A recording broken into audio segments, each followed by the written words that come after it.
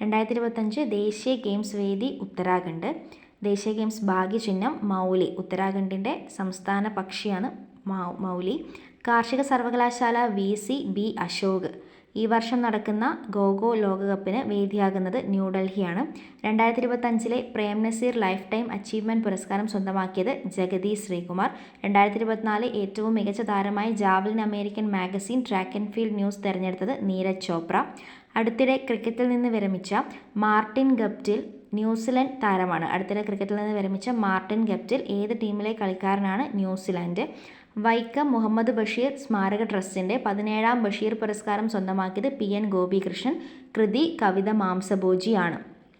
17ാം ബഷീർ പുരസ്കാരം PN ഗോപികൃഷ്ണൻ. ഇന്ത്യയുടെ ക്രയോമാനായി അറിയപ്പെടുന്നത് ഡോക്ടർ V നാരായണൻ. ISROയുടെ പുതിയ ചെയർമാനാണ് doctor V Narayanan. Indian athletics ഫെഡറേഷൻ്റെ അധ്യക്ഷയായി നിയമിതയായ മലയാളിയാണ് അഞ്ജു ബോബി ജോർജ്. ഇന്ത്യൻ അത്ലറ്റിക്സ് ഫെഡറേഷൻ്റെ അധ്യക്ഷയായി നിയമിതയായ മലയാളി അഞ്ജു ബോബി ജോർജ്. പുതുതായി രൂപവൽക്കരിക്കുന്ന തദ്ദേശ സ്വയംഭരണ പരിഷ്കരണ കമ്മീഷൻ്റെ അധ്യക്ഷനാണ് B അശോക്. 63ാം സംസ്ഥാന സ്കൂൾ കലോത്സവം 1ാം സ്ഥാനം സ്വന്തമാക്കിയത് തൃശ്ശൂർ. തിരുവനന്തപുരമായിരുന്നു വേദി. 63ാം സംസ്ഥാന സ്കൂൾ കലോത്സവം 1ാം സ്ഥാനം സ്വന്തമാക്കിയത് തൃശ്ശൂരാണ്. വേദി തിരുവനന്തപുരം.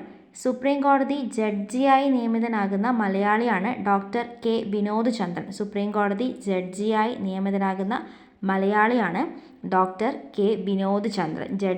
സുപ്രീം കോടതി ജഡ്ജിയായി നിയമിതനാകുന്ന മലയാളി ഡോക്ടർ K വിനോദ് ചന്ദ്രൻ. ISROയുടെ 11ാമത് ചെയർമാനായി നിയമിതനാകുന്നത് V നാരായണൻ.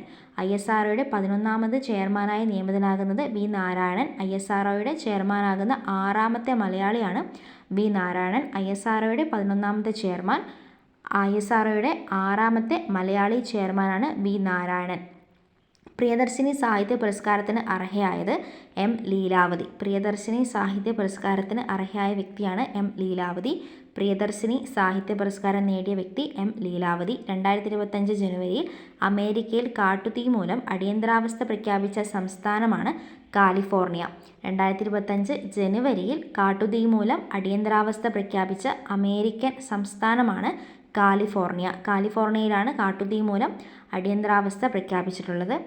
2025 ജനുവരിയിൽ അന്തരിച്ച മുതിർന്ന മാധ്യമപ്രവർത്തകനും ചലച്ചിത്ര നിർമ്മാതാവും കവിയുമായ വ്യക്തിയാണ് പ്രതീഷ് നത്തി.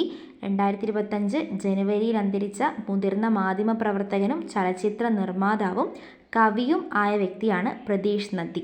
മാധ്യമപ്രവർത്തകനാണ്, ചലച്ചിത്ര നിർമ്മാതാവും കവിയും കൂടി ആയ വ്യക്തിയാണ് പ്രതീഷ് നത്തി. നിർമ്മിത ബുദ്ധി ഉപയോഗിച്ച് ഡീപ് ഫേക്ക് വീഡിയോകളും ഓഡിയോകളും കണ്ടെത്തുന്ന ഡീപ് ഫേക്ക് ഡിറ്റക്ടർ പുറത്തിറക്കിയ സൈബർ സെക്യൂരിറ്റി കമ്പനിയാണ് മക്കഫി. AI ഉപയോഗിച്ച് ഡീപ് ഫേക്ക് വീഡിയോകളും ഓഡിയോകളും കണ്ടെത്തുന്ന ഡീപ് ഫേക്ക് ഡിറ്റക്ടർ പുറത്തിറക്കിയ സൈബർ സെക്യൂരിറ്റി കമ്പനിയാണ് മക്കഫി. ഡീപ് ഫേക്ക് വീഡിയോകളും ഓഡിയോകളും കണ്ടെത്തുന്ന ഡീപ് ഫേക്ക് ഡിറ്റക്ടർ പുറത്തിറക്കിയ കമ്പനിയാണ് മക്കഫി എന്ന് പറയുന്നത്. ദേശീയ സീനിയർ സ്കൂൾ അത്ലറ്റിക്സിൽ ചാമ്പ്യന്മാരായത് കേരളമാണ്. ദേശീയ സീനിയർ സ്കൂൾ അത്ലറ്റിക്സിൽ ചാമ്പ്യന്മാരായ സംസ്ഥാനമാണ് കേരളം.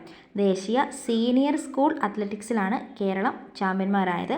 18ാമത് പ്രവാസി ഭാരതീയ ദിവസ് വേദി ഭുവനേശ്വർ, ഒഡീഷ. 18ാമത് പ്രവാസി ഭാരതീയ ദിവസ് വേദി ആഘോഷിക്കുന്നത് ഭുവനേശ്വറാണ്, ഒഡീഷ.